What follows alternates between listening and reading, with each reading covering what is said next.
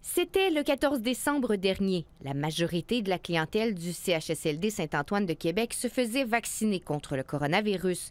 Mais 2 semaines plus tard, 66 usagers et une vingtaine d'employés qui ont reçu le vaccin sont maintenant atteints de la COVID-19. Ce ne sont pas des échecs de vaccination. La santé publique se fait rassurante. C'est impossible que le vaccin, finalement, crée la maladie. Certains étaient déjà malades sans le savoir le jour du vaccin. Pour les autres, l'immunité commençait à peine. Elle n'était pas optimale sans la deuxième dose nécessaire.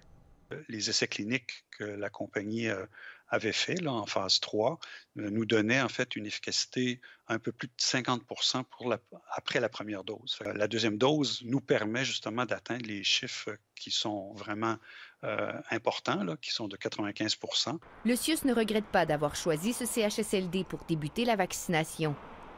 C'est une situation qui peut arriver n'importe où. Avec Pfizer, c'était comme convenu qu'on utiliserait un milieu relativement représentatif de notre région. Selon la santé publique, il est probable que les gens vaccinés soient moins malades et qu'ils aient des symptômes plus faibles de la COVID-19. Oui, ça pourrait être un effet positif le fait d'avoir été vacciné. Écoutez, avec le recul qu'on aura dans les prochaines semaines, c'est sûr que vous comprendrez bien qu'on analyse toutes les données d'une manière presque religieuse, là. Cette éclosion prouve qu'il ne faut pas baisser la garde, même si la vaccination massive a débuté. C'est maintenant une course contre la montre. Les vaccins doivent entrer dans les milieux de vie plus vite que le virus. Karianne Bourassa, TVA Nouvelles, à Québec.